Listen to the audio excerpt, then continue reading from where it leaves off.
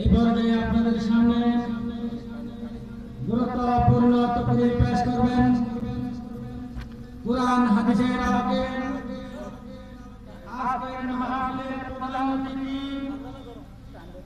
বাংলাদেশ আলেম মজলুম আলেমদ্বীন যিনি মাত্র 10 বছর বয়সে ন্যূনতম মসজিদের মুসলিম হয়েছেন এবং দীর্ঘ 18 বছর ধরে কাফেরদের হাতে উৎসাহিত হয়ে ইসলাম ত্যাগ করেনি বিশিষ্ট আলেম নবমুসলিম হযরত মাওলানা আব্দুল্লাহ আল মুজাহিদ মদরজিল্লাহ কলকাতা ভারত। আমি সম্মানিত হুজুরকে ওনার গুরুত্বপূর্ণ তকরীর পেশ করার জন্য উদারত আহ্বান জানাচ্ছি। একটি স্লোগান হবে নারে তাকবীর, নারে তাকবীর, আল্লাহু আকবার। আজকের মাহফিল জিন্দাবাদ জিন্দাবাদ। আপনারা দাঁড়িয়ে আছি, সবাইকে অনুরোধ জানাবো আপনারা বসে পড়ুন। আপনাদেরকে আমাদের কষ্ট হবে এভাবে দাঁড়িয়ে থাকলে, দাঁড়িয়ে বসলে আপনারা মনে করলো কোরআন হাদিসের মাহফিলকে সম্মান করেছেন। একটু সামনে আপনারা একটু আগে আসেন, পিছনে দাঁড়িয়ে কষ্ট করতেছেন না, একটু কষ্ট দেবে, আপনারা একটু আগে আসেন। আল্লাহ তাআলা আজকের সবাইকে এই মাহফিলের জন্য কবুল করুন, সবাই বলুন আমিন। আসসালামু আলাইকুম ওয়া রাহমাতুল্লাহ। অত্যন্ত কষ্ট ভরা হৃদয় নিয়ে এখানে আমরা সবাই বসে আছি, তাই না? আজকে যার আসার কথা ছিল মজলুম আলেমেদ্বীন হযরত মাওলানা রফিকুল ইসলাম মাদানী সাহেব, ঠিক কিনা? তিনি আসলে হয়তো এখানে লোকে লোকারণ্য হয়ে যেত। আলহামদুলিল্লাহ এখনো প্রচুর লোক আছে, তিনি আসলে আরো অনেক মানুষ হতো, তাই না? তাকে আসতে দেওয়া হয় নাই। এলাকার আওয়ামী লীগের পক্ষ থেকে তেমন সমস্যা হয় নাই, আওয়ামী লীগ নাকি পুরো সাপোর্ট করেছে। অন্যান্য জায়গায় দেখা যায় এই আওয়ামী লীগই আসতে দেয় না, কিন্তু এখানে উল্টোটা হয়েছে, তারা পুরো সাপোর্ট করেছে। কিন্তু প্রশাসনের বাংরামি করার কারণে আজকে এই মহতি জলসায় উনি আসতে পারলেন না। এই জন্য আমরা অত্যন্ত ব্যথিত, ভারাক্রান্ত, ঠিক কিনা? অপরাধ কি আমাদের? তুমি প্রশাসন, তুমি যেভাবে তোমার দায়িত্ব পালন করো, আমরা যারা আলেম আছি ঠিক একইভাবে আমরা আমাদের দায়িত্ব পালন করি, ঠিক কিনা? কিয়ামতের মাঠে আল্লাহ তাআলা কাউকে প্রশ্ন করবে তুমি বক্তা হওনি কেন? যদি বক্তা হয়ে থাকো তবে হক কথা বলনি কেন? প্রত্যেককে একই প্রশ্ন করা হবে, ঠিক কিনা? তুমি যেমন প্রশাসন, দেশের মন্ত্রী, দেশের এমপি, প্রধানমন্ত্রী, তুমি যেমন তোমার দায়িত্ব পালন করো, আমরা আলেমরাও আমাদের দায়িত্বটা ঠিক পালন করছি, ঠিক কিনা? তুমি যেমন বাতিলের পক্ষ থেকে বাতিলের পক্ষ হয়ে পিছপা হতে শেখো নাই, আমরা আলেমরা হকের পক্ষ হয়ে কখনোই পিছপা হব না। তাতে যদি লাশের বন্যা বয়ে যায়, আমাদের গলা ফাঁসির মঞ্চে আটকে যায়, আলহামদুলিল্লাহ ওই রকম মৃত্যু, ওই রকম শহীদি দরজা হাসিল করার জন্য আমরা সবাই উদ্গ্রীব আছি। আমরা একজন আলেমও এই পৃথিবীটাকে বাসস্থান মনে করি না। আমাদের ঘরে থাকবো, খাবো, সুন্দর ঘুম পড়বো, এমন করে তো জীবনটা কাটতে পারে। তা সত্ত্বেও ফাঁসির দড়ি গলায় পড়ে কেন হক কথা বলি? ওনারা মাদানিকে আসতে দেয়নি তো কি হয়েছে? মুজাহিদ এসে হাজির। মুজাহিদ মঞ্চে ওঠে শহীদ হওয়ার জন্য। বাসায় ফিরে যাওয়ার নিয়ত আমার নাই। হক কথা বলবো, হঠাৎ করে একটা বুলেট ঠিক এখানে এসে লাগবে, আমি শহীদ। বাসায় গিয়ে কি খাবো? শহীদে মৃত্যু হয়ে যাওয়ার সাথে সাথেই রাজকীয়ভাবে জান্নাত থেকে খাবার তৈরি হয়ে যাবে, ঠিক কিনা? বাসায় গেলে কি কেউ আপ্যায়ন করে ঘরে তুলবে? শহীদে মৃত্যু হয়ে যাওয়ার সাথে সাথে কবরে আমাদেরকে আপ্যায়ন করে নেওয়া হবে। বাসায় গিয়ে পাবো একটা মহিলা, আর শহীদে মৃত্যু হয়ে গেলে 70টা মেয়ে যাদেরকে কোনো চোখ কখনো দেখে নাই, কোনো পুরুষ কখনো স্পর্শ করে নাই, সেই সব মহিলারা আমাদের আপ্যায়ন করার জন্য কবরে এসে হাজির হবে। আমার লাশটাকে কবর নেওয়ার জন্য পাগল হয়ে যাবে, কবরে রাখার সাথে সাথে জান্নাতের বাগিচা হয়ে যাবে। সুতরাং শহীদে মৃত্যু মুসলমানের কাছে কোনো ব্যাপার না, ঠিক কিনা মুসলমান?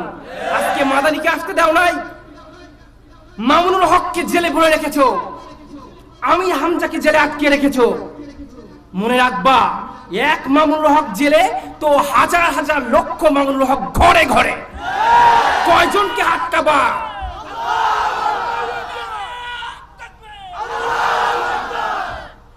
আমরা দেখেছি বিশ্ব বরেণ্য একজন আলেম, তাকে জেলের মধ্যে নিয়ে মৃত্যুবরণ করিয়ে তোমরা কবরে পাঠিয়ে দিয়েছো, ঠিক কিনা? যখনই এই দেশের ক্ষমতার পালাবদল হয়, সর্বপ্রথম ধোঁকার শিকার হয় আমরা আলেমরা। আমাদেরকে নিশ্চিহ্ন করে দেওয়ার জন্য যে দল যখনই ক্ষমতায় আসে সেই দল পায়তারা শুরু করে, ঠিক কিনা? অপরাধ কি? অপরাধ কি আমাদের? তোমরা দুর্নীতি করবা, কথা বলতে পারবো না? তোমরা জুলুমের শাসন কায়েম করবা, কথা বলা যাবে না? কথা বললেই জঙ্গি, কথা বললেই যুদ্ধ অপরাধী। আমার বয়স কত, আমি যুদ্ধ অপরাধী? 52 বছর বয়স হওয়া লাগে, ঠিক কিনা? রফিকুল ইসলাম মাদানি কিভাবে যুদ্ধ অপরাধী হলো, কিভাবে সে রাজাকার হলো? তার বয়স কত? একটা স্লোগান পাইছেন, তাই না? আজকের এই বিশাল জলসার পক্ষ থেকে তীব্র নিন্দা জানাচ্ছি, ঠিক কিনা? এর বিচারের মাটিতে হবে। তোমরা একটা কনসার্ট বন্ধ করো না, তোমরা নাচ গানের আসর বন্ধ করো না, অথচ মুসলমানের রাষ্ট্রে, মুসলমানের দেশে একটা মাহফিল করতে গেলে কমিটির জুতোর তলা ক্ষয় হয়ে যায়। জুতোর তলা ক্ষয় হয়ে যাওয়ার পরে যখন সেই মাহফিলটার আয়োজন করা হয়, ঠিক শেষ মুহূর্তে এসে বক্তা আনতে দাও না। লক্ষ লক্ষ টাকা ব্যয় হয়ে যাওয়ার পরে বলে বক্তা আনা যাবে না। কেন? আগে বলতে পারো না কথাগুলা? তাহলে এত টাকা নষ্ট হয় না? 95% মুসলমানের দেশ পেয়েছি, কিন্তু 95% মুসলমান পাইনি। ঘরে ঘরে মুনাফিক। আল্লাহ, কি বলবো, কাকে বলবো, বিচার কার কাছে জানাবো? অত্যন্ত ব্যথিত আমি। শোনা মাত্রই মাহফিল অ্যাকসেপ্ট করে নিয়েছিলাম। শুনে দেখেন সাইদ ভাইয়ের কাছে, কোথায় আসতে হবে, কিভাবে আসতে হবে তাও জানি নাই, কয় টাকা দেবে না সেই প্রশ্নও করি নাই।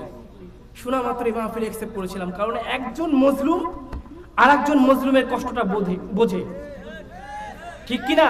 আমি নিজেও নির্যাতিত, আমি নিজেও মজলুম।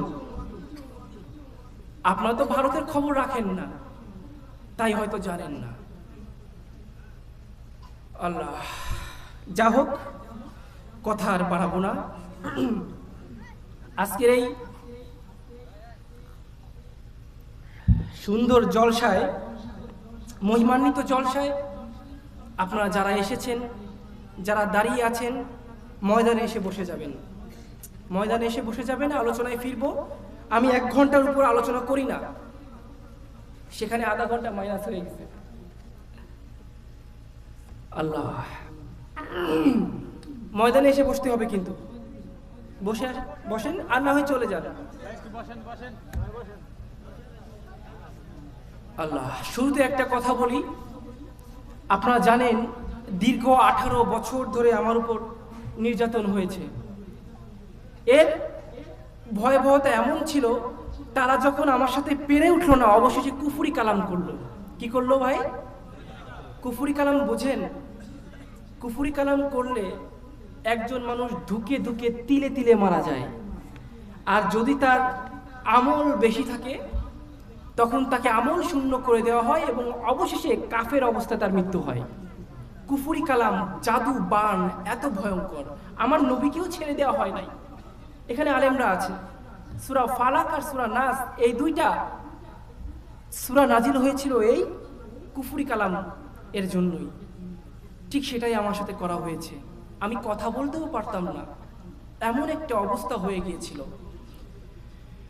যদি উচ্চারণে কোনো ভুল ত্রুটি পান ক্ষমা করে দিবেন তো? ক্ষমা করে দিবেন তো? আলহামদুলিল্লাহ, আলহামদুলিল্লাহ।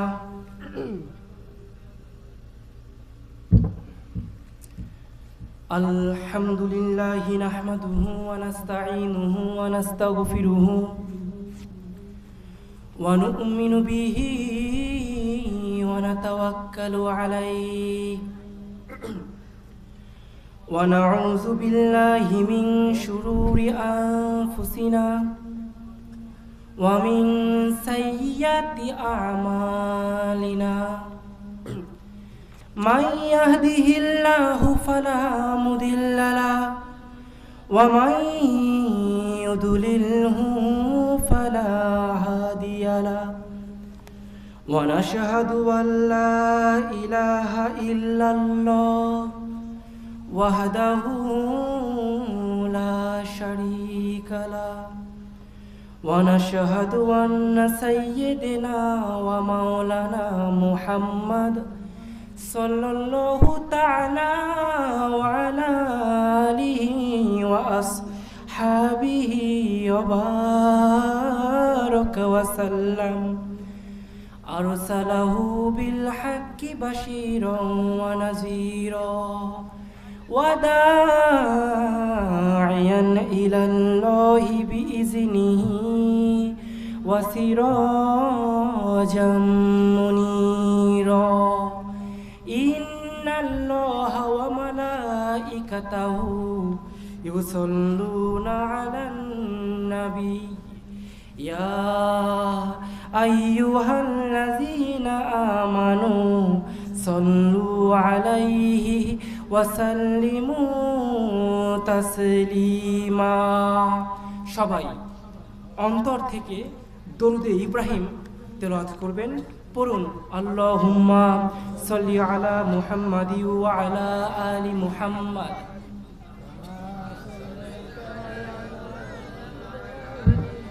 ওয়া আলা আলি ইব্রাহিম ইন্নাকা হামিদুম মাজিদ।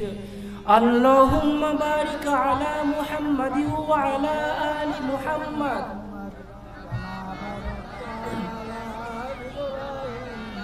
وعلى آل إبراهيم إنك حميد مجيد. لا إله جور لا إله إلا الله لا إله إلا الله محمد رسول الله جور لا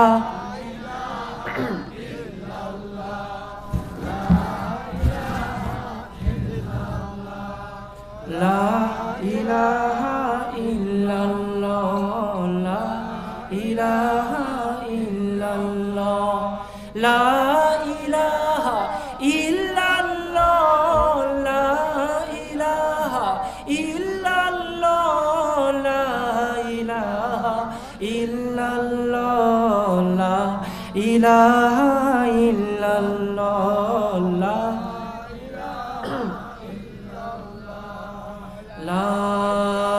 ইলাহা ইল্লাল্লাহ মুহাম্মাদুর রাসূলুল্লাহ সাল্লাল্লাহু। চাইল্লাতলি ফাতেমাতুজ জোহরা রাদিয়াল্লাহু তাআলা আনহা মহিলা মাদ্রাসার উদ্যোগে আজকের এই মহিমান্বিত ওয়াজ ও দোয়া মাহফিলের সম্মানিত সভাপতি, আমন্ত্রিত ওলামা ইকরাম, বিশেষ অতিথিবৃন্দ এবং আজকে আমাদের মাঝে উপস্থিত না হওয়া প্রধান বক্তা এবং প্রধান মেহমান হিসেবে আমি নগণ্য আল্লাহর গোলাম কিছু কথা বলবো। তো সামনে আমার উপস্থিত তাওহীদি জনতা, পর্দার আড়ালে দিন দরদি মায়েরা, যে যেখান থেকে আমার এই প্রতিধ্বনি শুনছেন সবার কাছে পৌঁছে দিচ্ছি আসসালামু আলাইকুম ওয়া রাহমাতুল্লাহ। সবটুকু ভালোবাসা, শ্রদ্ধা, ভক্তি সেই মহামানুষের জন্য, যিনি না আসলে এই পৃথিবীতে কোনো কিছুই সৃষ্টি হতো না, ঠিক কিনা? আল্লাহ তাআলা আমাদের সবাইকে সেই মহামানুষ নূরে মুজাসসাম হযরত মুহাম্মদ সাল্লাল্লাহু আলাইহি ওয়াসাল্লামের রওজায় যাওয়ার তৌফিক দান করুন, বলেন আমিন। সবাইকে মদিনায় যাওয়ার তৌফিক দান করুন, বলেন আমিন। মদিনা নাম কত মধু,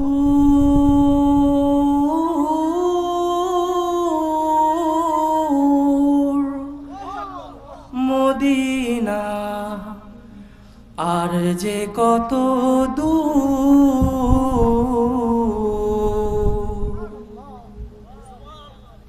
মদিনা নাম কত মধু,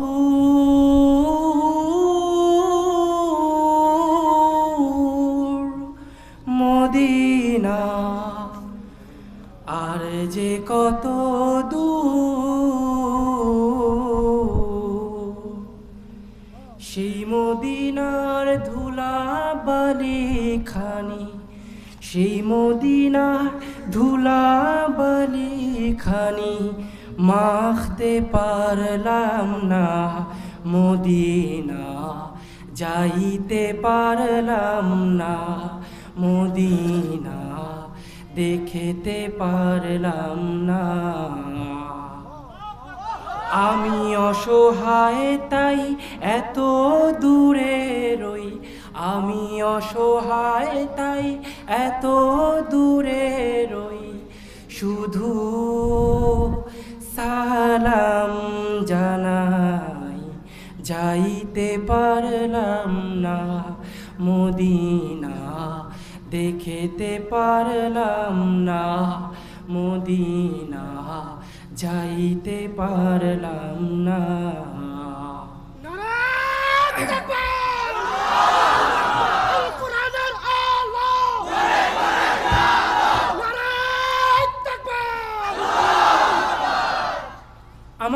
আমাদের কলিজার টুকরা রুহানি পিতা শুয়ে আছেন কোথায়? মদিনায়।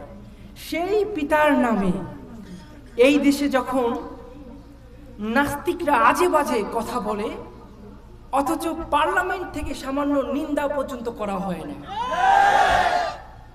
তোমার পার্লামেন্টে গায়িকা আছে, নায়িকা আছে, খেলোয়াড় আছে, নর্তকী আছে, একটা ভালো আলেম নাই, কোরআনের কথা বলার মতো কেউ নাই। ছিলেন একজন, তাকেও মেরে ফেলেছ, ঠিক কিনা? এই দেশে কি কখনোই দিন কায়েম হওয়া সম্ভব? দেশের পার্লামেন্ট যখন মুসলমানের আয়ত্তে নাই, দাদাবাবুদের আয়ত্তে। কাদের আয়ত্তে? দাদাবাবু কারা? 30 লক্ষ জীবন দিয়ে শহীদ করেছিলে পরের গোলামি করার জন্য। 30 লক্ষ জীবন দিয়ে দেশটাকে স্বাধীন করেছিলে ভারতের গোলামি করার জন্য। কথা নাই, আওয়াজ নাই। ওইখান থেকে যে ইশারা হয় সেই ইশারা এদেশ চলবে? তাহলে এই দেশ স্বাধীন করার কি দরকার ছিল?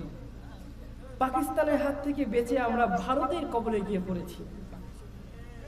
একটা মেয়েকে মনে করুন রেপ করা হচ্ছিল, ধর্ষণ করা হচ্ছিল, ঠিক সেই মুহূর্তে আপনি গিয়ে তাকে বাঁচালেন, বাঁচায় ঘরে আটকায় সারা জীবন তাকে ধর্ষণ করলেন। বাংলাদেশের অবস্থা তাই। লুইটে পুটে খাচ্ছিল পাকিস্তানরা, সেখান থেকে আমরা বাঁচায় এবার ভারতের হাতে তুলে দিলাম। ভারত সারা জীবন লুটে পুটে খাবে, ঠিক না?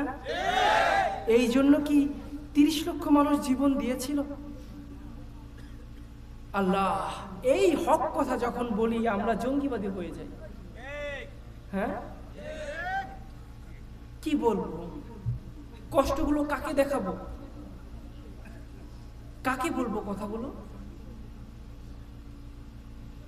আল্লাহ, আমরা স্বাধীন দেশ পেয়েছি, স্বাধীন দেশের একটা ভালো রাষ্ট্রনায়ক পাইলাম না।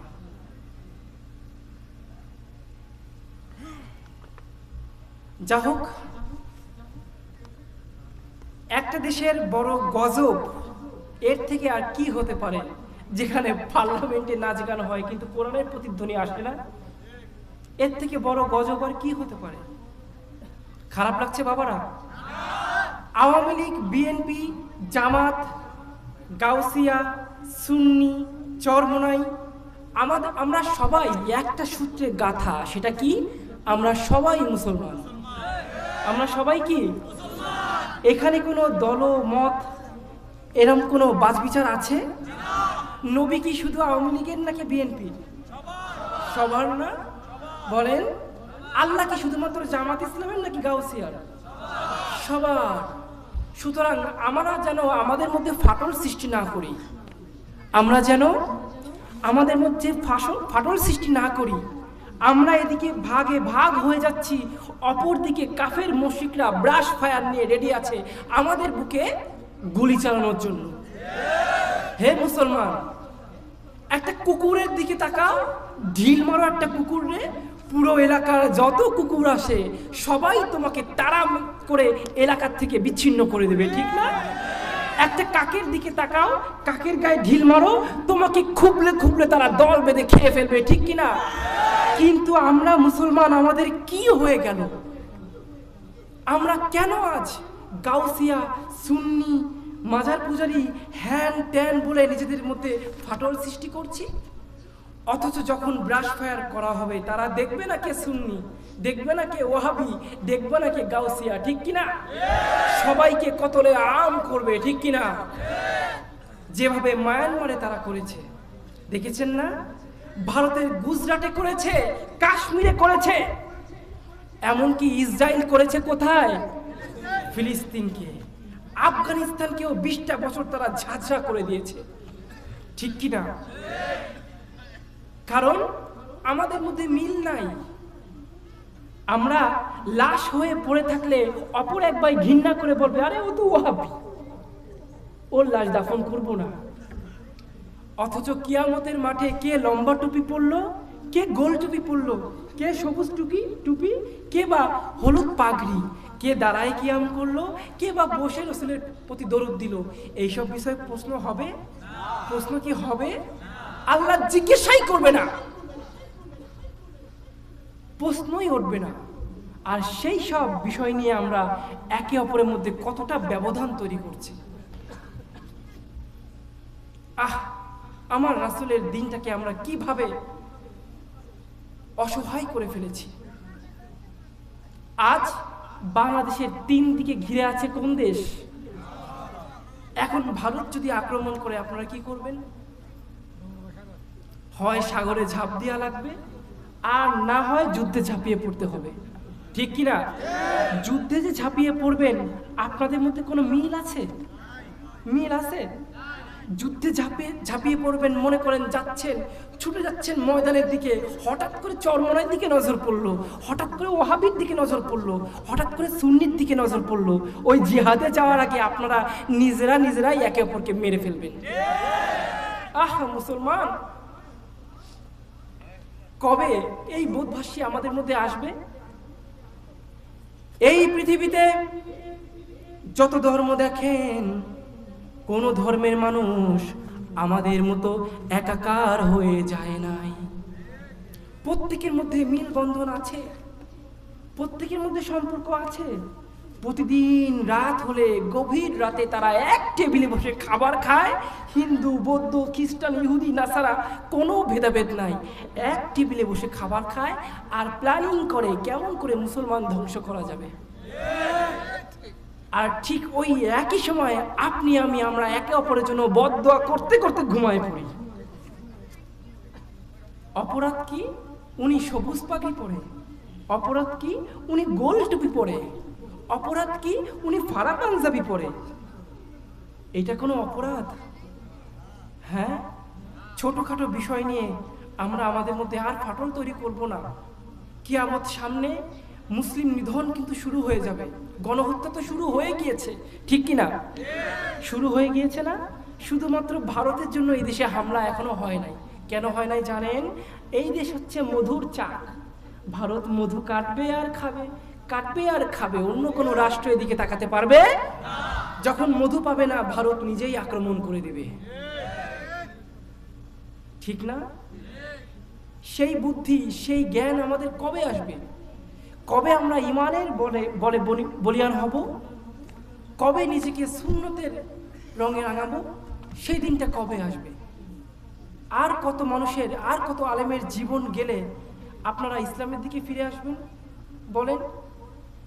কাশ্মীরে যে মানুষগুলো মারা গেল, যে মুসলমানগুলো মারা গেল, ওরা কি আপনার ভাই না?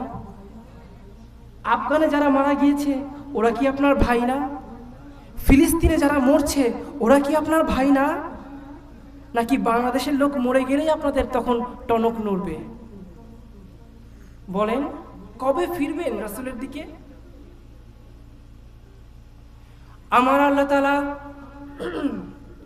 এই জন্য ইমানদারকে লক্ষ্য করে বলছেন, হে ইমানদারগণ, তোমরা যারা আমার উপর ঈমান এনেছ, তারা আমাকে ভয় করো। কেমন ভয় করবা? ঠিক তেমন ভয় করবা যতটা ভয় করা উচিত। ইয়া আইয়ুহাল্লাযীনা আমানু, হে ইমানদারগণ। কাকে বলছে? কথাগুলো কাকে বলছে? কোনো হিন্দুকে বলছে নাকি? কোনো খ্রিস্টানকে বলছে না, বলছে কাকে? যারা ঈমান এনেছে। এখন প্রশ্ন করতে পারেন, ঈমান কি শুধু আপনারা একারাই আনছেন? আল্লাহকে বিশ্বাস করে এমন অনেক অধর্ম ব্যক্তিরা আছে না?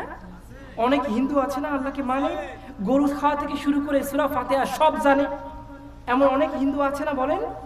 তারও তো আল্লাহর উপর ঈমান আছে, ঠিক কিনা?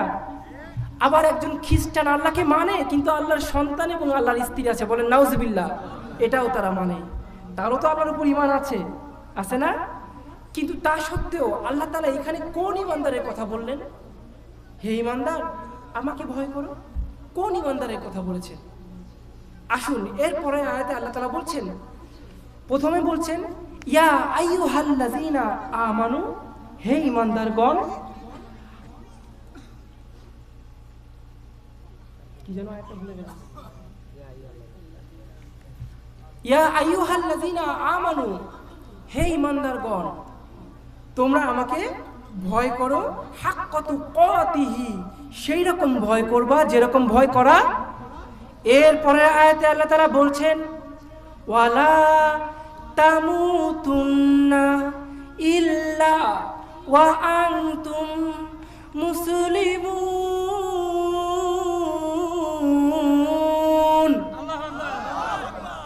আর খবরদার কবরে মুসলমান না হয়ে আইসো না। তাহলে বললো কাকে? ঈমানদারকে। ঈমানদাররা কি বললো? কবরে মুসলমান না হয়ে আসবা না। খারাপ লাগছে বাবা? খারাপ লাগছে? ও আমার যুবক বাবারা, তোমার মধ্যে মদিনার কোনো রং খুঁজে পাই না, মদিনার কোনো রং খুঁজে পাই না। তোমার মধ্যে রাসূলের সুন্নাত কোথায় গেল? রাসূলের সুন্নাত যদি না মানো, তুমি আল্লাহর সামনে কোনোভাবেই মুসলমান না, ঠিক কিনা? ঠিক কিনা? এই রকম মুসলমান হয়ে যদি কবরে যাও, তোমার কবরের মধ্যে আযাব দিয়ে তোমাকে সাতু সাতু বানায় ফেলবেন কে? কে? দুনিয়ার বুকে তোমাকে ক্ষমতায় বসাইছিলাম আলেমদেরকে হত্যা করার জন্য? দুনিয়ার বুকে তোমাকে ক্ষমতায় বসাইছিলাম পার্লামেন্ট থেকে ইসলামী আইন ধ্বংস করার জন্য? মদের লাইসেন্স দেওয়ার জন্য? নষ্ট মহিলাদের লাইসেন্স দেওয়ার জন্য? আচ্ছা ঠিক আছে, একবার আসো কবরে, একবার শুধু কবরে আসো, তোমার কবরে তোমাকে সাতু সাতু বানায় ফেলাবেন কে? এখন চিন্তা করেন তো, কবরে যাইয়ে মুসলমান হবেন নাকি আগে মুসলমান হবেন? আগে মুসলমান হবেন নাকি কবরে যাইয়ে মুসলমান হবেন? ও বাবা, কবরে অবশ্যই ঈমানদার যদি যায়, ঈমানদার যদি কোনো কবরে যায়, অবশ্যই তাকে জান্নাতে একদিন না একদিন দেওয়া হবে, কিন্তু আযাব দিয়ে দিয়ে আগুনে পুড়ায় পুড়ায় তাকে সাতু সাতু বানায়, মুসলমান বানায়, তারপরে জান্নাতে দেওয়া হবে, ঠিক কিনা? জাহান্নামে পড়ে মুসলমান হতে চান নাকি আগে থেকেই মুসলমান হতে চান? সত্যি তো? आए थे हम कुछ ना कुछ खरीदने को, जैसे हो रोशन मेरे कल्बो रूहो।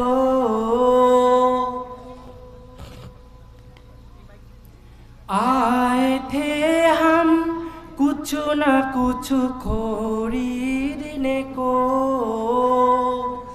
जैसे हो रोशन मेरे कल्बो रूहो।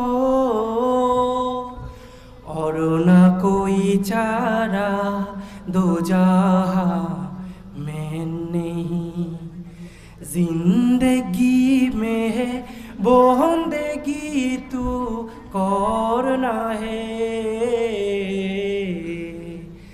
जिंदगी में बंदगी तू करना है, जिंदगी बे बंदगी शर्मिंदा है। খারাপ লাগে? খারাপ লাগে মনে হয়। ঠান্ডা লাগছে নাকি? তাহলে চুপচাপ কেন বসে আছেন? চিৎকার দিয়ে একটা তাকবীর দেন, লিল্লাহে তাকবীর। এখানে কে কে মুরব্বী আছেন হাত তোলেন তো। আল্লাহ, সবাই যুবক। আল্লাহু আকবার। শুধুমাত্র মুরব্বী যারা আছেন তারা তাকবীর দেবেন, তারপর দিবেন যুবকরা। দেখা যাক কার জোর কত বেশি হবে। চ্যালেঞ্জ হবে, হ্যাঁ? কোনো মুরব্বী বাদ যাবেন না, কোনো যুবক তাকবীর দিবেন না, শুধু মুরব্বীরা দিবেন লিল্লাহে তাকবীর। এত কম যুবক হওয়ার পর, মানে এত কম মুরব্বী হওয়ার পরেও কিন্তু আসমান ফাইটে গেছে, ঠিক না? কিন্তু আসমান ফাটছে একটা, কিন্তু আসমান কয়টা? 7টা আসমান কাঁপাতে হবে। রাজি আছেন? আল্লাহকে দেখাই দিতে হবে এখানে একটা জলসা হচ্ছে। রাজি আছেন? ফেরেশতাদের মধ্যে আলোড়ন সৃষ্টি করতে হবে। রাজি আছেন? কোনো মুরব্বী দিবেন না, শুধু যুবকরা দিবেন। যুবক রেডি? লিল্লাহে তাকবীর। মাশাআল্লাহ। যুগে যুগে যুবকরা ইসলামের হাল ধরেছে, ঠিক না? যুবক, তুমি যদি ইসলামের পতাকা হাতে নাও, এই দেশ থেকে ইসলামকে ধ্বংস করার ক্ষমতা কারো বাবার নাই। যুবক, তুমি যদি রাসূলকে বুকে আঁকড়ে ধরো, তোমার বুক থেকে রাসূলকে কেড়ে নেওয়ার মতো ক্ষমতা কারণ নাই।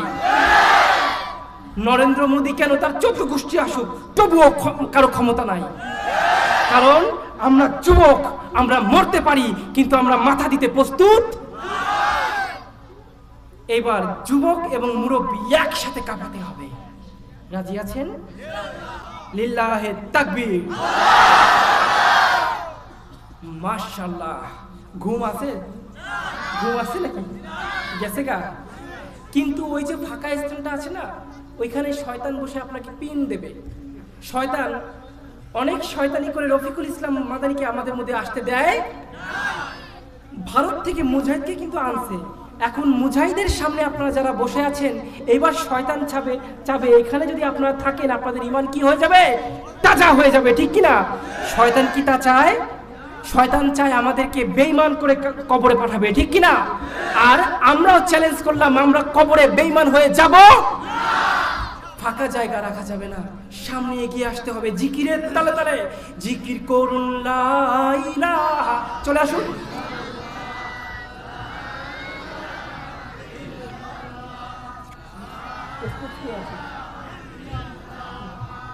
ঠান্ডা গরম করে দেব। ফাঁকা জায়গা রাখা যাবে না, ফাঁকা জায়গা রাখা যাবে না। জোর হচ্ছে না, আরো জোরে হবে। লা ইলাহা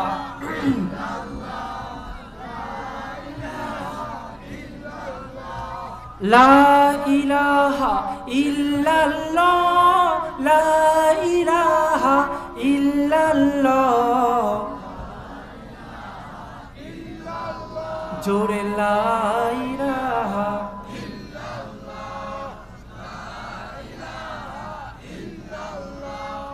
লা ইলাহা ইল্লাল্লাহু মুহাম্মাদুর রাসূলুল্লাহ সাল্লাল্লাহু। যুবক, ফিরে আসবো ইসলামের দিকে, ফিরে আসবো। তাহলে তোমার দিকে তাকালে রাসূলের আদর্শ কেন খুঁজে পাচ্ছি না? কার আদর্শ বুকে ধারণ করেছ? কত টাকার সম্পত্তি তারা তোমাকে দিয়েছে? সম্পত্তি দিয়েছে নাকি? সম্পত্তি দিয়েছে? কার আদর্শ বুকে ধারণ করেছ? ও যুবক, সে কি তোমাকে চেনে নাকি? তুমি এক খেলোয়াড়ের আদর্শ নিজের বুকে ধারণ করেছ, ঠিক সেইভাবে চুল কেটেছ, কুত্তার মতো, বেজির মতো, ছাগলের মতো চুলের কাটিং দিয়েছ। এই কাটিং নিয়ে যদি তার সামনে যাও, গিয়ে বলো, ও খেলোয়াড় সাহেব, আমি তোমার মতো আমার চুল কেটেছি, আমাকে তোমার সাথে রাখবানি, সে তোমাকে চিনবে? চিনবে? সে কি তোমার দেশের নামটাও কি জানে?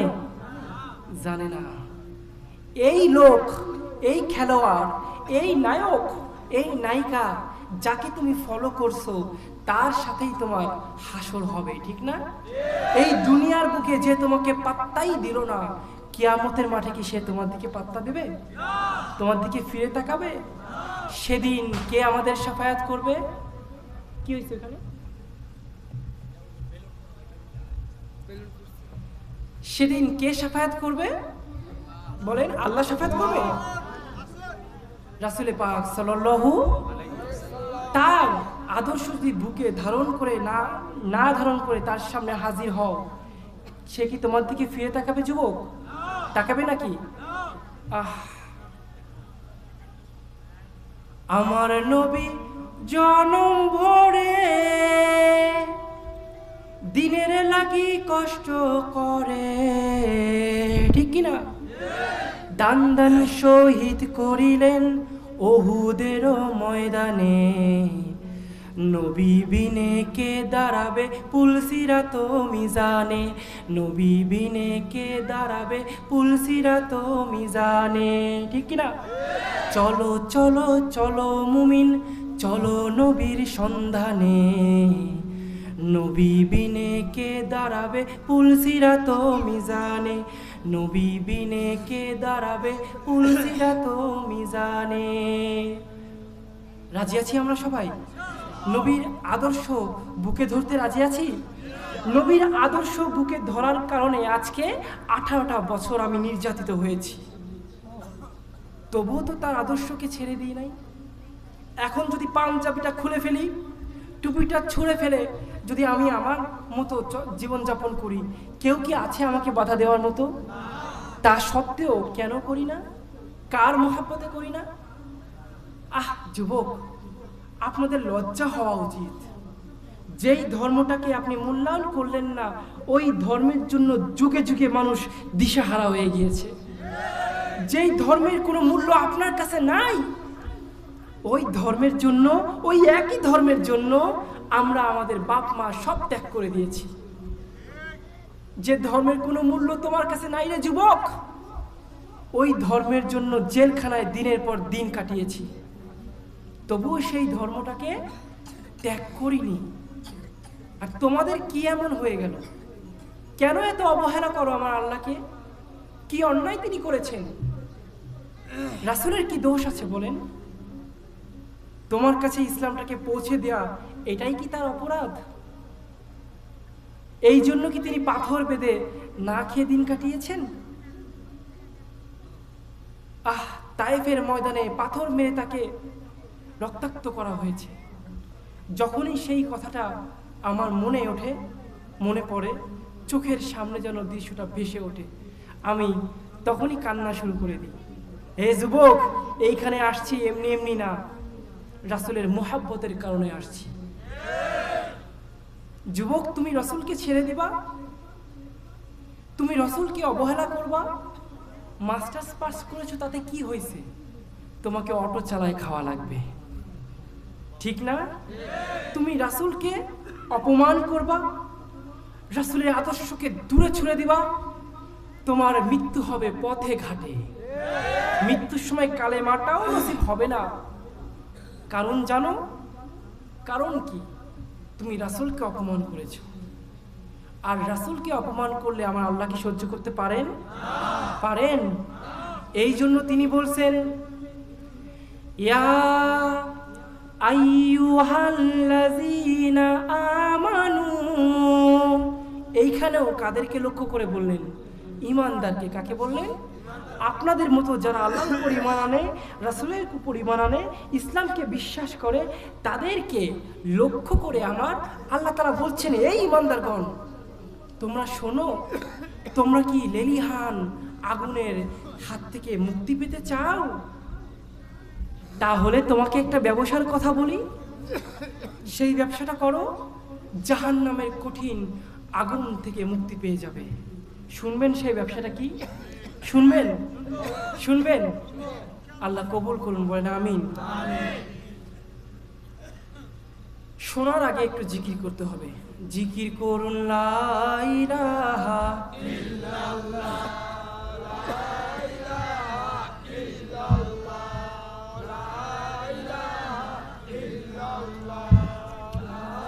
আওয়াজ টানতেছে, বুকে ব্যথা হচ্ছে।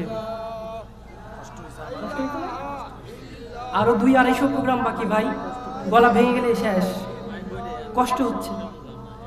ইয়ে দেন, দম নিতে পারছি না, তাই না? ইল্লাল্লাহ,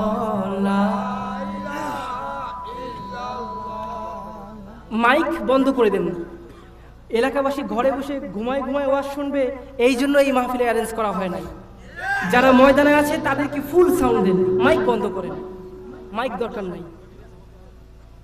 এত রাত পর্যন্ত কষ্ট করে আসছেন, আর কেউ ঘুমায় ঘুমায় ওয়াজ শুনবে, এত ফ্রি ওয়াজ করার জন্য আমরা এখানে আসি নাই, ঠিক কিনা? ময়দানে যারা আছে, যারা কষ্ট করে শুনছে, তারা যেন মজা পায়, তাদেরকে ফুল সাউন্ড দিবেন। কনসার্ট করতাম আগে, আগে নাচ গান করতাম, সেইখানে তারা এই সিস্টেম ফলো করে। আজ পর্যন্ত দেখছেন কোনো কনসার্টে মাইক আছে? কিন্তু প্রচুর সাউন্ড বক্স আনে। কেন? ওরা মাঠটাকে জমায়। দূর থেকে যুবকরা, মুসলমানরা টিক টিক টিক এই বিট শুনে ওদিকে দৌড়ে ছুটে যায়, ঠিক না? আমরাও যদি মাহফিলের এই মাইক সিস্টেম বন্ধ করে শুধু বক্স দিই, ওই জনগণ ছুটে চলে আসবে, ঠিক কিনা? কারণ রফিকুল ইসলাম মাদানী তো বারবার আসবে না, ভারতের বক্তা তো রোজ রোজ আসবে না, আগামী বছর ভিসা পেলেই না আসবো।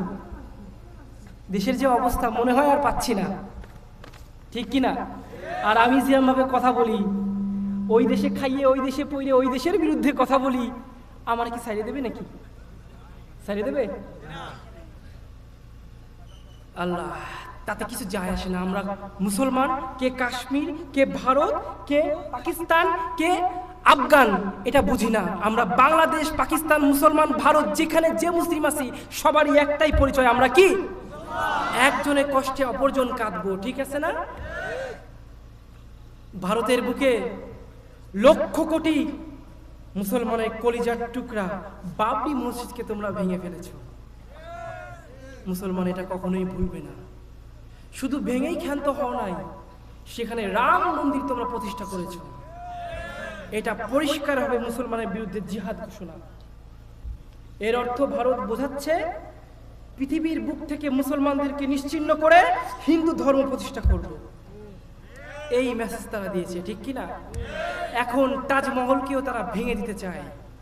আরো 17টা বিখ্যাত মসজিদ তারা ভেঙে দিবে, সেখানে মন্দির গড়বে। সেইখানে নাকি রাম মন্দির ছিল, কালী মন্দির ছিল, শিব মন্দির ছিল। এর অজুহাত দিয়ে মন্দিরগুলো কি করছে? মসজিদগুলো ভেঙে দিচ্ছে। ভাঙ্গো। আমরা মুসলমান যখন ঘুম থেকে জেগে উঠবো না, পালানোর কোনো রাস্তা তোমরা খুঁজে পাবা না। তোমাদের জন্য ইন্দুর তার গর্ত বন্ধ করে দেবে, যেন ইন্দুরের গর্ত পালাইতে না পারো। গাছ বলে দেবে আমার পিছনে নাস্তিক আছে, ধরো আর হত্যা করো। পাহাড় বলে দেবে আমার বুকে কাফের আছে, ধরো আর হত্যা করো। সেদিন খুব শীঘ্রই আসছেন ইমাম মেহেদী। এমন বাটাম তোমাদের দেব, জাহান্নাম তো সেটা পরের বিষয়, ওটা তো আল্লাহ পাক স্পেশাল আপ্যায়ন তোমাদের জন্য রেখেছেন। কি রেখেছেন?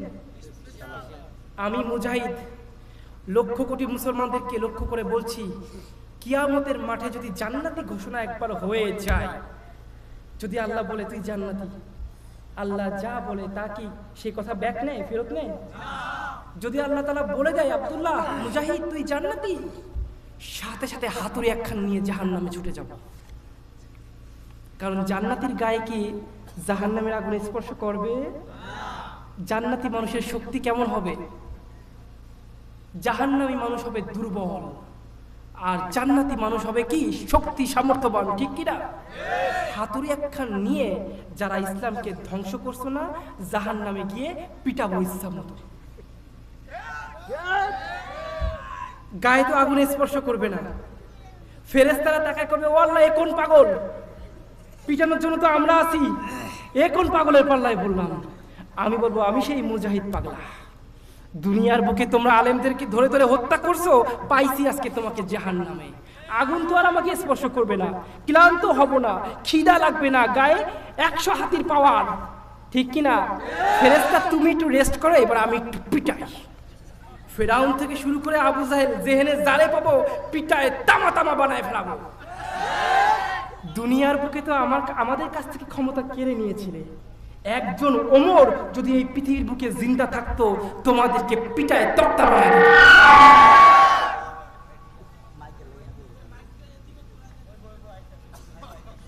হ্যালো, ঠিক আছে? খারাপ লাগছে? তোমরা মুমিন দেখেছো, মুমিনের রাগ দেখো না। মুমিন দেখেছো, মুমিনের কি দেখো নাই? দেখেন একই ইসলাম, ইসলাম কি, কিন্তু পূর্ণতা পেল কার আমলে? হযরত ওমর রাদিয়াল্লাহু তাআলা আনহুর আমলে, তাই না? কেন? তিনি তো খুব রাগী ছিলেন, ইসলামের বিষয়ে ছিলেন আপোষহীন, তাই না?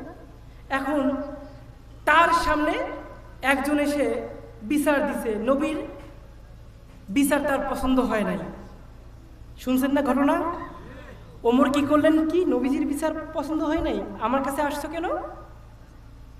নতুন করে বিচারটা আবার করবেন। কি করবেন? কয় ঠিক আছে, আমি বিচার করলে একটু ঘরে যাওয়া লাগবে। কি করা লাগবে? ঘরে গিয়ে তলোয়ার একটা নিয়ে এক কোপে মাথা থেকে মাথাটা দ্বিখণ্ডিত করে দিয়েছে। এখন কি আপনি তাকে উগ্র বলবেন? উগ্র বলবেন? ওমরকে দিয়ে, খালিদকে দিয়ে আল্লাহ তাআলা প্রমাণ করেছেন মুসলমান, মাইক খেতে খেতে যখন দেয়ালে পিঠ থেকে যাবে আর বসে থেকো না, যার কাছে যা আছে তাই নিয়ে শত্রুর বিরুদ্ধে ঝাঁপিয়ে পড়ো। আমরা অ্যাটাক করি না, আমরা আক্রমণ করি না, কিন্তু আমরা প্রোটেক্ট করি। আক্রমণ হলে আমরা কি করি? প্রোটেক্ট করি, ঠিক কিনা? ওরা চায় না আমরা প্রোটেক্টটাও করি। একটা হিন্দুর গায়ে থাপ্পড় মারলে সে যদি এর বিচার করে আপনাকে মারে, তাতে কোনো সমস্যা নাই। এক খ্রিস্টানের গায়ে আঘাত করেন, ঠিক কিনা?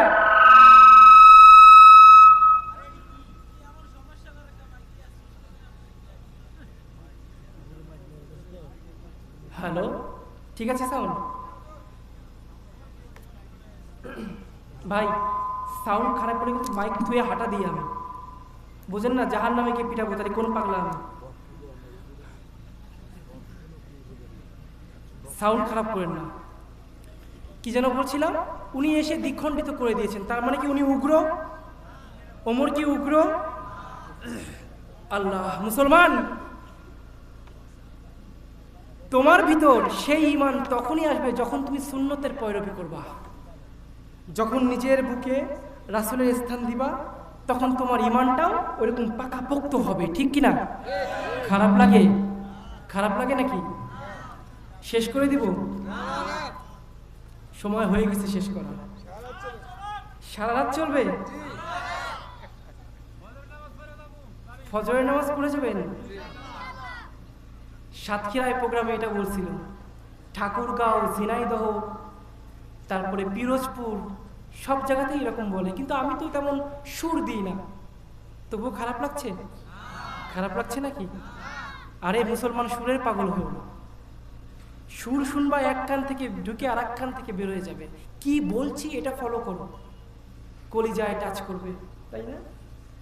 তার মানে কি যারা সুর দিয়েছেন তারা কি ভুল করেছেন না? এই মানুষটার ওয়াজের কারণে আমি ঘুমাতে পারিনি, কান খাড়া দিয়ে ওয়াজ শুনছি, এত ভালো লাগছে, এত ভালো লাগছে। তার মানে কি তিনি ভুল করছে নাকি? সুর হচ্ছে এটা বোনাস, সুর হচ্ছে কি এটা বোনাস। আজ পর্যন্ত যারাই সুরের বিরোধিতা করেছে তাদের গলায় সুর নাই, ঠিক কিনা? যারাই সুরের বিপক্ষে কথা বলে তাদের গলায় সুর নাই। অথচ এই সুর এমন সুর, মাস পর্যন্ত দাউদ আলাইহিস সালামের তেলাওয়াত শোনার জন্য উঠে আসতো, ঠিক কিনা? এই সুর এমন সুর, মক্কার কাফিররা পর্যন্ত কাবা শরীফে লুকায় লুকায় হুজুরে পাক সাল্লাল্লাহু আলাইহি ওয়াসাল্লামের কোরআন তেলাওয়াত শুনতো। সুর দেওয়া কি অন্যায়? আমারও কিন্তু সুর আছে, আমারও কি আছে, কিন্তু চেতা বক্তা তো সুর দিলে একটু চেতলে গলামলা বাইঙ্গে যায়, তখন আর সুর দিতে পারি না।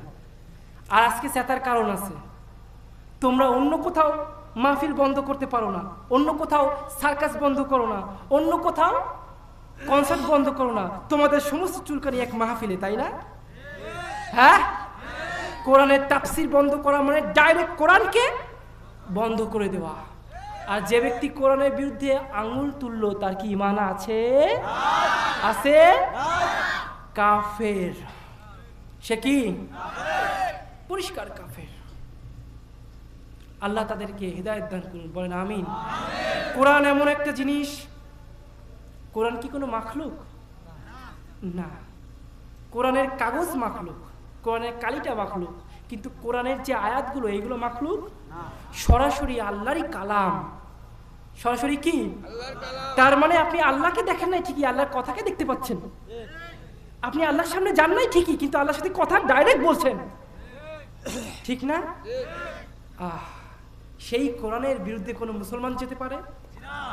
আর যদি কোনো মুসলমান যায় সে কি হবে? কোরআনের দিকে আর চোখে তাকালে ঈমান থাকে না। আমরা মুসলমান কিন্তু আবার কোরআনকে অনেক সম্মান করি। কেমন সম্মান করি জানেন? কোরআনকে সম্মান করে মটকার উপর তুলে রাখি, বছরে একবার একটু খুলে দেখি না। আর বেহেশতি জেওর, সটি বাংলা, হাদিস, এরকম বিভিন্ন রকম বাংলা কিতাবগুলো শোকেসের মধ্যে সুন্দর করে সাজায় রাখি, আবার সপ্তাহে একদিন সেগুলো মুছি। কিন্তু উপরে কোরআন দিনের পর দিন থেকে উই পোকা খেয়ে ধ্বংস হয়ে যাচ্ছে, সেদিকে ফিরে তাকাই না। এইরকম সম্মান কোরআন চায় নাই, এইরকম সম্মান কি কোরআন চায় নাই।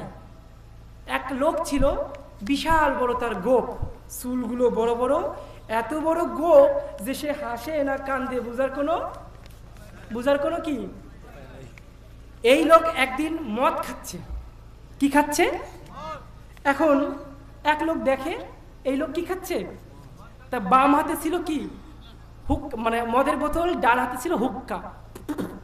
খায় না কি যেন, হ্যাঁ, গাঁজা, বাসি, এইটা ছিল।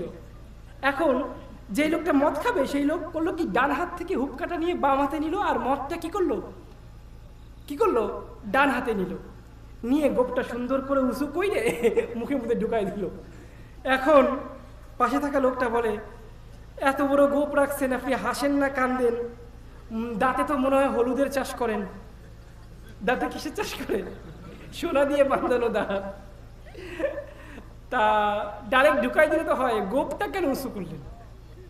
বোঝো না, গোপে পানি লাগলে মাকরু হয়।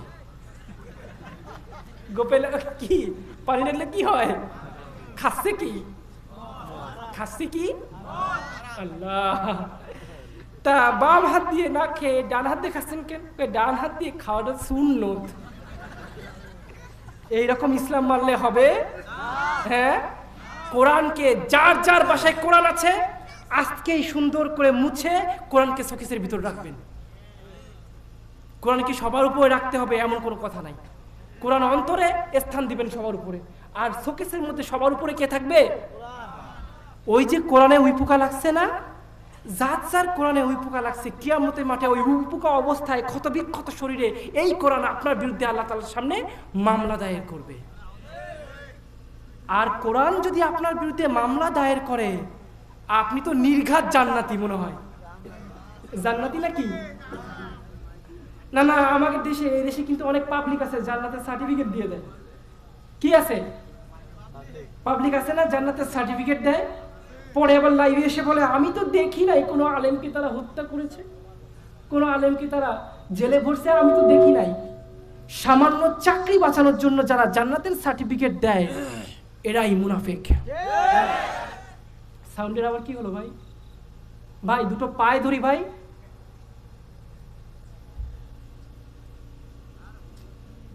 আপনি তো অনেক বড় জুলুমের শিকার হয়েছেন, কষ্ট হয়েছে। কষ্ট হয়েছে না? ঠিক আছে সাউন্ড। হ্যালো হ্যালো, কই কি আছে? হ্যালো হ্যালো হ্যালো, এটা এটা কোনটার? এই ক্যামেরার? হ্যালো, না ক্যামেরা থাক, সমস্যা নেই। আপনি ইকো দেন, ইকো দেন, আগের পজিশনে নিয়ে আসেন। খারাপ লাগছে নাকি? খারাপ লাগছে? হ্যাঁ, উপরে দূরে তো বয়ান কখনো মুখ কাছে নিয়ে করা যায় না, দূর থেকে করতে হয়। এদিকে সরালে এটা আমার কোলের উপর এসে ভুট হয়ে পড়বে, আর সরানোর জায়গা নেই। এই দুইটারে একসাথে করে আর একটু সুন্দর এটা আমার কাছে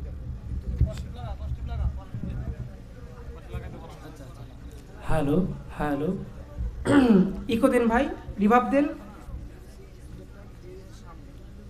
ভাই। কাল কিন্তু 3টা মাহফিল ভাই, বিপদে ফেলেন না। হ্যালো হ্যালো, রিভাব দিছেন? রিভাব দেন, ইয়ে দেন, হ্যালো বেস দেন। সাউন্ডটা ভাসবে, সাউন্ডটা ভাসবে, আগে যেমন ভাসছিল না এরকম সাউন্ডটা ভাসবে। হ্যালো,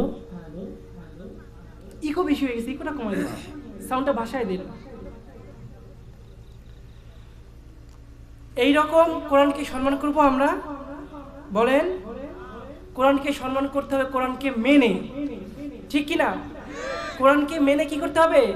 সম্মান দেখাতে হবে। কোরআনকে আপনি 7 আসমানের উপরে তুলে ধরলেন, তাতে সম্মান হবে? হবে? আল্লাহ তাআলা আমাদের সবাইকে কবুল করুন, বলেন আমিন। আর 5 মিনিট কথা বলবো, তারপরে আমার 1 ঘন্টা পূর্ণ হয়ে যাবে। আল্লাহ, আর কোরআনকে যদি অসম্মান করে মারা যান, আপনার জানাজায় লোক পাবেন না, ঠিক কি না? এই দেশে আমরা দেখেছি আলেমদের উপর প্রকাশ্য অত্যাচার করা সত্ত্বেও কিছু কিছু মানুষ তাদেরকে জান্নাতের সার্টিফিকেট দিয়েছে। এরা প্রকাশ্য সরকারের দালাল। বিনিময়ে আল্লাহ খাওয়াইছে ডিম বিরিয়ানি, যে বিরিয়ানির নামও কখনো শুনিনি, ডিম দিয়ে যে বিরিয়ানি হয় এটা ওই দিন জানলাম, ঠিক কি না? সমস্যা নাই, এরা নিজের চাকরি বাঁচানোর জন্য ইমান, কেন ইমানের উপরও যদি কিছু থাকে তাও বিক্রি করে দেবে, ঠিক কি না? আমি অনুরোধ করব, আগামীতে 1 পিস মুরগির ডিমের দাম কত? 15 টাকা, অনেক দামি জিনিস। এত দামি জিনিস খাওয়ানোর দরকার নাই। মুরগির নাড়ি ভুড়ি দিয়ে বিরিয়ানি বানাবেন, ওরা সেই বিরিয়ানি খাবে, আবার জান্নাতের সার্টিফিকেট দেবে, ঠিক কিনা? এদের পরিচয় আজকে স্পষ্ট হয়ে গিয়েছে, জাতি এদেরকে চিনে ফেলেছে। এদের থেকে সাবধান মুসলমান। এরা হচ্ছে তারাই যারা আপনার সামনে এসে বলবে আমরা মুসলমানের পক্ষে আছি, আলেমদের পক্ষে আছি, আর কাফের বেদিন নাস্তিকের সামনে গিয়ে বলবে ওদের নিধন করে দাও। নিজস্ব চেয়ার, নিজের চাকরি, নিজের ক্ষমতা, নিজের যশ, খ্যাতি আর প্রতিপত্তিকে বাঁচানোর জন্য ইমান নামের জিনিসকে তারা 112 বিক্রি করে দিতে পারে, তাতে তাদের যায় আসে না। এইসব লোক থেকে সাবধান মুসলমান, এইসব লোক থেকে। ইমানদার কারা সেই সম্পর্কে কিছু কথা বলি, শোনেন। ইমানদার হচ্ছে তারা যারা আল্লাহকে না দেখে বিশ্বাস করে, আল্লাহকে। এই জন্যই পবিত্র কোরআনে প্রথম শর্ত দেওয়া হয়েছে আল্লাযীনা ইউমিনুনা বিল গায়ব। ইমানদার, মুত্তাকি, মুসলমান যে হবে সে সর্বপ্রথম ঈমান আনবে কার উপরে? অদৃশ্যের উপরে। আল্লাহকে দেখছেন নাকি? আল্লাহ কিন্তু নিজেই গায়েব। আল্লাহ কি? ফেরেশতাকে দেখছেন? হাসরে মনে রোজ একবার যে ঘুরে আসেন। জাহান্নামে গেছেন নাকি হাতুড়ি নিয়ে একবারও? জান্নাতে গেছেন? বাবা, সব কিছুই কিন্তু গায়েব। এই জামানার জন্য রসুলও আমাদের কাছে গায়েব। আমরা তো রসুলকে দেখি নাই, দেখেছি? তিনি আমাদের গায়েব না? এই গায়েবের উপর পরিপূর্ণ ঈমান আনতে হবে এবং ওই ঈমানটাকে আমলে পরিণত করলেই আপনি কি হবেন? মুসলমান হবেন, মুত্তাকিন হবেন। আর এটাকে যখন করতে পারবেন না, আপনি মুসলমান, আপনি ঈমানদার কিন্তু আপনি মুসলমান না। ও আমার বাবারা, আল্লাহ তাআলা বলছেন তোমরা রিজিক নিয়ে চিন্তা করো না, ওই রিজিকের মালিক কে? ওই রিজিকের জন্য নিজের ঈমানটাকে বিক্রি করে দিও না, যাকে তাকে জান্নাতি ঘোষণা করো না। ক্ষমতায় এসে ক্ষমতার চেয়ার চলে যাবে বলে আমার কোরআনের মাহফিলগুলোকে বন্ধ করে দিও না। ক্ষমতায় থেকে দাদা বাবুদের পায়ের গোলামি করো না। ক্ষমতার চেয়ারকে আঁকড়ে ধরে রাখার জন্য ও মুসলমান আমার ইসলামকে ধ্বংস করে দিও না, মুসলমানদের উপর জুলুম করো না। বিশাল বিশাল ব্রিজ করেছো, বিশাল বিশাল ফ্লাইওভার তুমি করেছো, কিন্তু আমার মুসলমান এ দেশের মানুষ ডাল ভাত খাওয়া এখন একটা মুশকিল বিষয় হয়ে গিয়েছে। ব্রিজ দিয়ে কি করব? ওই ব্রিজে কারা চড়বে যদি মুসলমান না বাঁচে? সারাদিন পরিশ্রম করে 500 টাকা কামাই করি, এই 500 টাকায় সংসার চালানো যেন দায় হয়ে পড়েছে। ও মুসলমান, কারণ জানো? একটু গভীরে চিন্তা করো, এটা আল্লাহ তাআলার পক্ষ থেকে তোমাদের জন্য আযাব। আজ পর্যন্ত কোনো হাতি কি ময়দানে নেমেছে, ভুকা মিছিল করেছে, ক্ষুধা লেগেছে, খাবারের অভাবে কোনো মিছিল করেছে? করে নাই। তাহলে আপনি আমি করি কেন খাবারের অভাবে মিছিল? কেন করি? একটা হাতি রোজ 10 টন খাবার খায়। কত খায়? আচ্ছা বলেন তো, ওই হাতি কয় বিঘা জমিতে কলা গাছ লাগাইছে? লাগাই নাই। আচ্ছা, পৃথিবীতে মনে হয় একটাই মাত্র হাতি আছে, নাই? শুনলাম আপনারা নাকি রাত্রেবেলা হাতির অত্যাচারে নাকি ঘর দিয়ে বেরোতে পারেন না। তাহলে সামান্য একটু এই এলাকায় যদি এই অবস্থায়, সারা পৃথিবীতে কত হাতি আছে? অ্যামাজন আফ্রিকায় কত হাতি আছে? একটা হাতি খাবার খায় কয় টন? হাতির কথা বাদ দেন, সমুদ্রের তলে এমন এমন প্রাণী আছে লক্ষ লক্ষ টন খাবার খায়। সেরকম প্রাণী একটা না, লক্ষ লক্ষ কোটি কোটি প্রাণী আছে।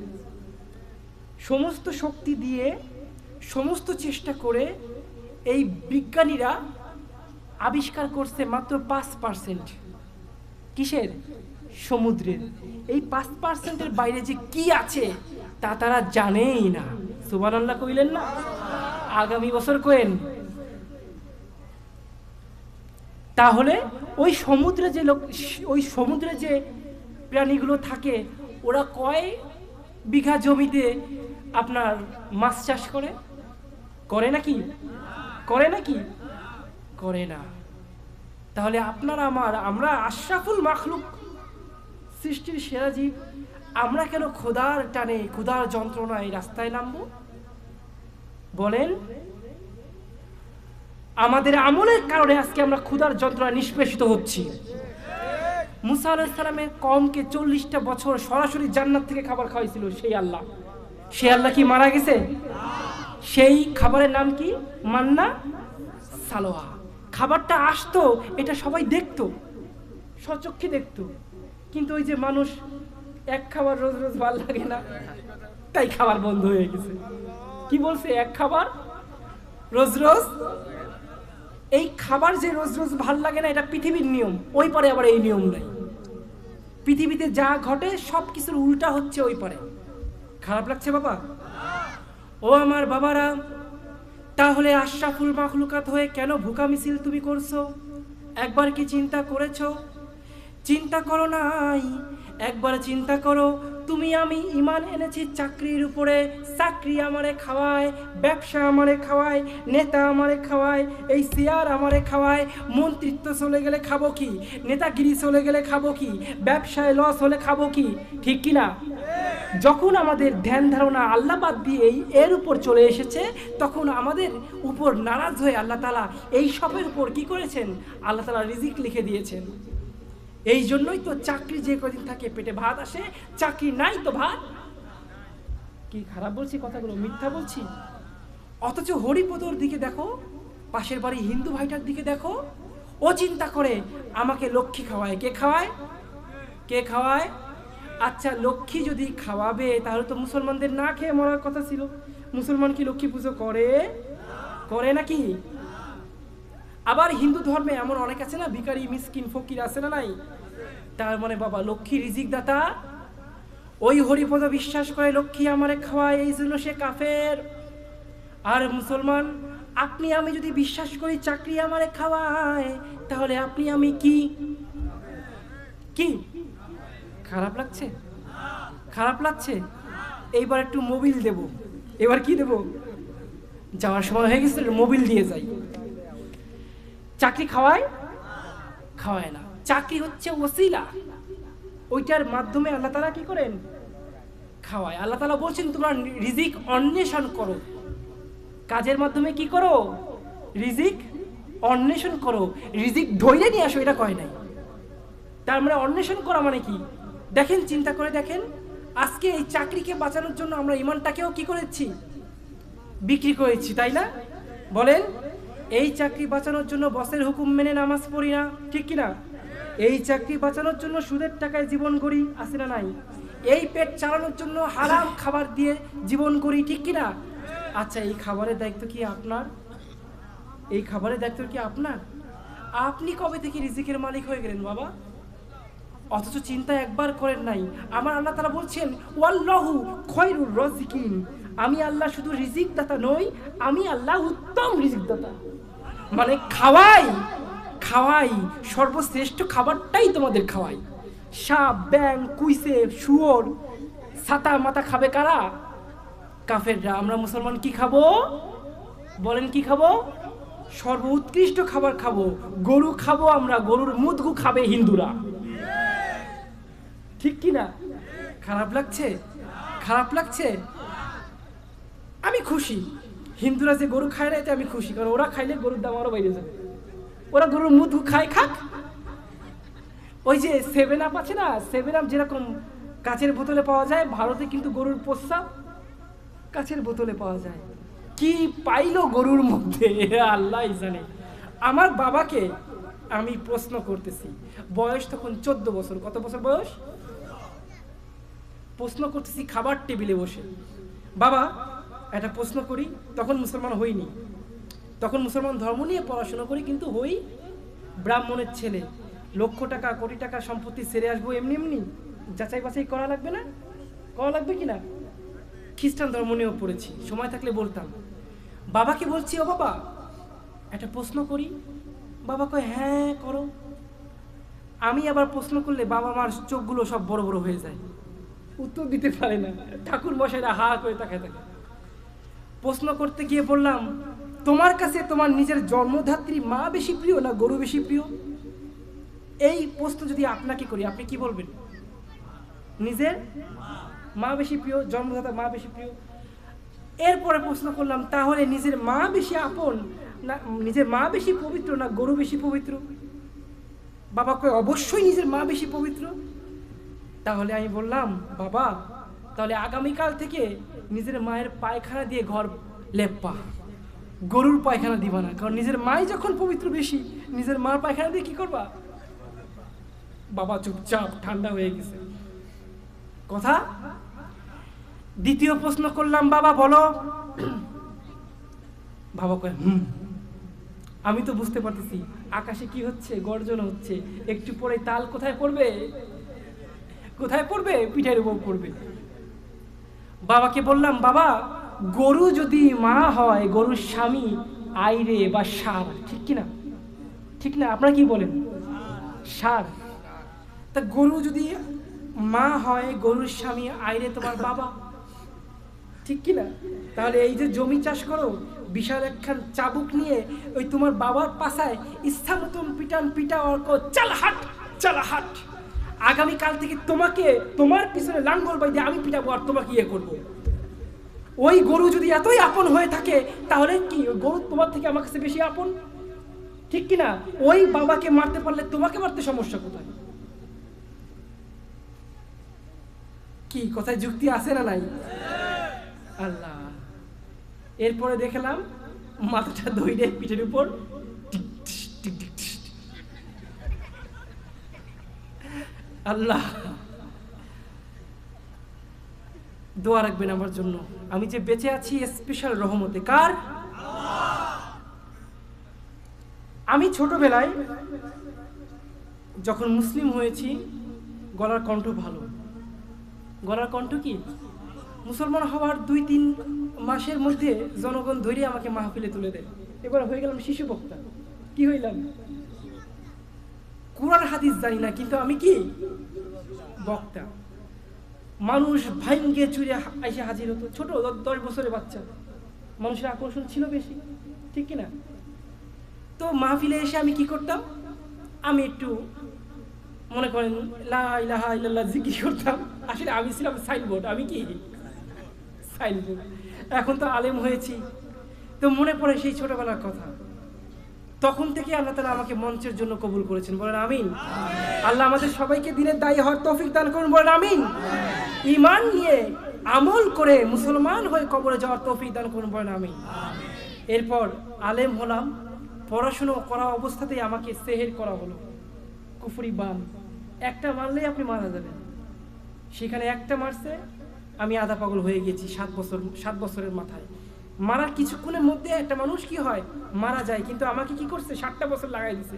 মানে আমার আমল ছিল বেশি। আমার কি ছিল? আমল ছিল বেশি। উঠতে বসতে চলতে ফিরতে মুখে জিকির থাকতো। আজও যখন মাহফিলে এদিক সেদিক ছুটে বেড়াই, প্রতিমধ্যে খালি মুখে জিকির থাকে, সবসময় জিকির থাকে। বাসে, প্রাইভেট কারে, গাড়িতে, যেখানেই যাই না কেন জানলার সাইডে কি রাখি? সিট রাখি। কেন জানেন? প্রকৃতির সাথে সম্পর্ক থাকে। যারা জাকিরিন তাদের সাথে কি থাকে? প্রকৃতির সাথে একটা মোহাব্বত থাকে। প্রকৃতি তাকে মানে ইবাদত করার জন্য এক্সপ্রেশন দেয়। এইখানে আসতে আমার অন্যান্য মাহফিলে আসলে একদম নেতায় যাইতাম, কিন্তু আজকে আসতে 16 ঘন্টা আমার জার্নি করা লাগছে। কিন্তু কসম খুদার, কোরআন ছুঁয়ে বলছি, প্রতিমধ্যে আমার 1 ফুটাও কষ্ট অনুভব হয়নি। এত সুন্দর দৃশ্য আমি কখনো দেখি নাই। আমি দেখছি আর জিকির করছি, মন উজাড় করে জিকির করছি। স্পিড বোর্ডে আসছি, ওই বারবার ধাক্কা খাচ্ছি, আর সুবহানাল্লাহ, ধাক্কা খাচ্ছি আর কি সুবহানাল্লাহ।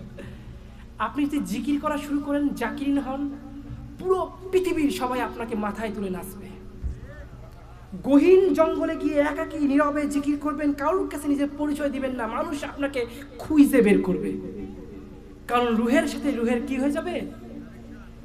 ও আমার বাবারা, এই শরীরের কোনো মূল্য নাই, আছে নাকি? নাই।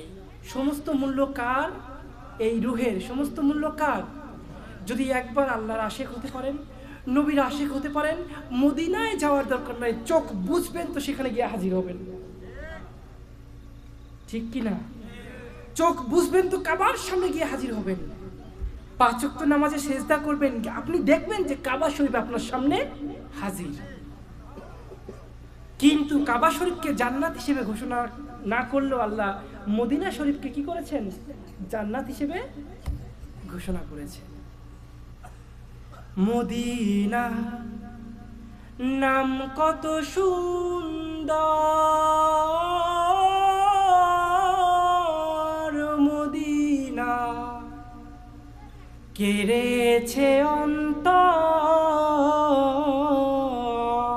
ঠিক কিনা? মদিনা নাম কত সুন্দর, মদিনা কেড়েছে অন্তর।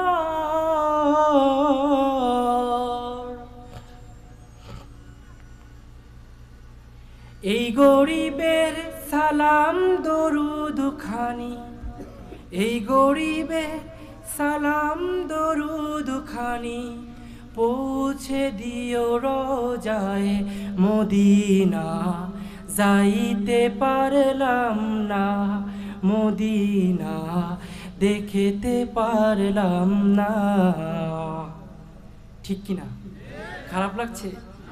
আমি অসহায় তাই এত দূরে রই, আমি অসহায় তাই এত দূরে রই, শুধু সালাম জানাই, যাইতে পারলাম না মদিনা, দেখিতে পারলাম না মদিনা, যাইতে পারলাম না।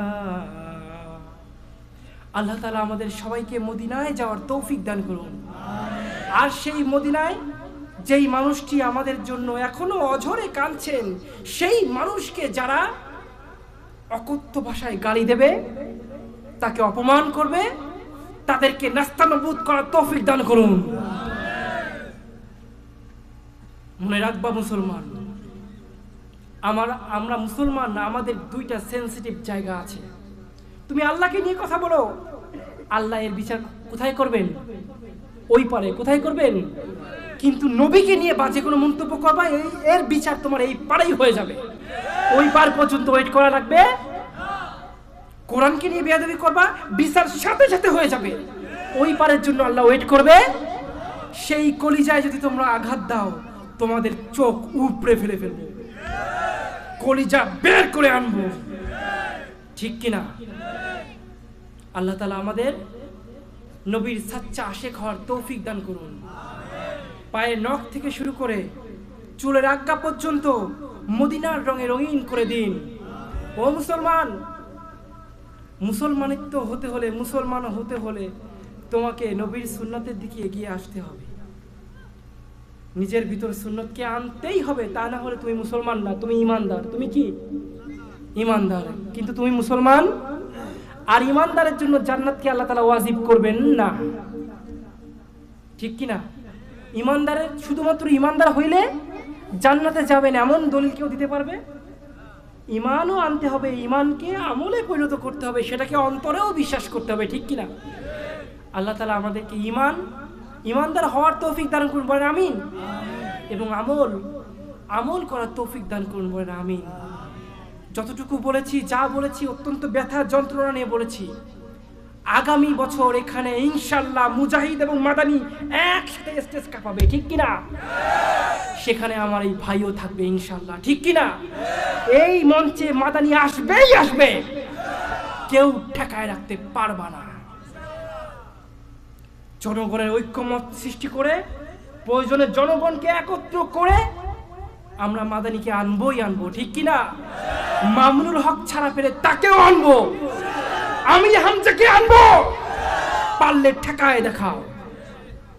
আল্লাহ তাআলা কবুল করুন, আল্লাহ তাআলা কবুল করুন। তাদেরকে যখন আনবেন, আমার কথা একটু স্মরণ করেন, করবেন তো? আমি টাকা পয়সা নিয়ে কখনো করি না, দিন কায়েমের জন্য নামছি, টাকা পয়সা ছেড়ে দিয়ে নামছি। খুশি হয়ে যা দিবেন আলহামদুলিল্লাহ। আপনাকেও তো একটা বিবেক আছে, আছে না? আছে না? সেই বিবেকে যা ধরে তাই দিয়ে। কিন্তু তাদেরকে আনলে আমাকে আইনি আনবেন তো ইনশাআল্লাহ? রিকোয়েস্ট করতেছি দুইটা কারণে। এক নম্বরে, আপনাদের প্রকৃতিটা আমার খুব পছন্দ হয়েছে। প্রকৃতিটা কি হয়েছে? খুব। আর বেশি বেশি দোয়া ইউনুসটা আজকে বেশি পড়ছি। গাড়ি ঘোড়ার যে অবস্থা, যদি গাড়ি নিয়ে আসতাম তাহলে আজকে লাশ হয়ে আপনাদের সামনে এসে হাজির হইতাম। এরকম ভয়ঙ্কর রাস্তায় গাড়ি চালানো আমার পক্ষে সম্ভব না, আমার ড্রাইভারের পক্ষেও। আমরা শৌখিন ড্রাইভার, আমরা রাস্তাঘাটে হয়তো শহরে অঞ্চলে চালাই। এইরকম রাস্তায় এ তো মনে হয় জাহান্নামের সিঁড়ি। এই রাস্তায় গাড়ি দেবো, ডান দিকে চলে যায় বাম দিকে, বাম দিকে খাগড়াছড়ি লেখা, ওইখানে গিয়ে পড়বে। বক্তা কই? খাগড়াছড়ি। কষ্ট পাননি তো? আঘাত পাননি তো? রাজনীতি নিয়ে কথা বলেছি কোনো? রাষ্ট্রবিরোধী কোনো কথা বলেছি? আমি কি রাজাকার? বয়স কত আমার? মা কয় 12 বছর। বয়স তো 30-এর এখনো কোটায় পা রাখি নাই। আমরা কিন্তু রাজাকার হয়ে যাই হক কথা বললে। দেশ স্বাধীন হয়েছে কত বছর? 52 বছর। কত বছর? তা যদি কেউ 52 বছর, মানে 52 বছর আগেও জন্ম করে, তখন যুদ্ধের সময় তার বয়স থাকে 1 বছর। যে ব্যক্তি যুদ্ধের সময় রাজাকার, তার বয়স বর্তমানে মিনিমাম 80 হওয়া উচিত। ঠিক কি না? তা নাহলে রাজাকার হয়েছে কেমনে? প্রকৃতপক্ষে রাজাকার মুরগি চোরা সাহারিয়া আছে না, তাদেরকে তোমরা সম্মানিত করেছো, আর প্রকৃতপক্ষে মুক্তিযোদ্ধাকে তোমরা অবহেলা তিরস্কার করেছো। আমার বাবা নিজে একজন মুক্তিযোদ্ধা, এই দেশের 11 নম্বর সেক্টরের, কত নম্বর সেক্টরের? ইস্ট বেঙ্গল 11 নম্বর সেক্টরের কমান্ডার ছিল আমার বাবা। কারণ ভারত থেকে সৈন্য আসছিল এই দেশে, আসছিল না, তার মধ্যে আমার বাবা ছিল। সুতরাং এই দেশের নাগরিকত্ব আমি পেয়ে যাবো, বলেন আমিন। আল্লাহ কবুল করুন, বলেন আমিন। পাকিস্তানে পা রেখেছি, পাকিস্তানের নাগরিকত্ব চেষ্টা করবো নেওয়ার। যে দেশে পা রাখবো চেষ্টা করবো নাগরিকত্ব নেওয়ার। দোয়া রাখবেন ইনশাআল্লাহ, আল্লাহ তাআলা কবুল করুন, বলেন আমিন। আর যারা মাথায় ইন্দুর বান্দরের মতো চুল কেটেছি, আগামীতে এমন কাজটা আর করবো। যারা খুর দিয়ে আমার নবীকে উঠতে বসতে জবাই করি, এই কাজটা আমরা আর কখনোই করব। তোমরা সপ্তাহে একদিন হাজিরা দাও আল্লাহর কাছে, তাও শেভ করে আল্লাহর সামনে দাঁড়াও। তোমার নামাজকে আল্লাহ কবুল করে নাকি? করে না। তো দাড়ি রাখতে রাজি আছি আমরা, সুন্নতের পাবন্দি করতে রাজি আছি। ওই বেজির মতো, ঘোড়ার লেজের মতো চুল না রেখে একটু ভদ্র ভাষায় আর্মি কাটিং দিব, রাজি আছি আমরা সবাই। রাহুল সেটিং দিব না। আর্মিরা হচ্ছে একটা দেশকে রক্ষা করার জন্য লড়ে, তাই না? তাদের মৃত্যু শহীদের মৃত্যু, তাদের অবস্থা রাখবেন, মানে তাদেরকে ফলো করবেন। হাসর যদি তাদের সাথেও হয়, আল্লাহর সামনে মুখ দেখাতে পারবেন। কিন্তু রাহুল কাটিং দিবেন, জন সিনা দিবেন, হানি সিঙ্গারের কাটিং দিবেন, এরা কিয়ামতের মাঠে আপনার কোনো উপকারে আসবে না। আল্লাহ তাআলা আমাদেরকে আমলের দিকে ফিরায় আনুন, বলেন আমিন। ওয়া আখিরু দাওয়ানা আনিল হামদুলিল্লাহি রাব্বিল আলামিন।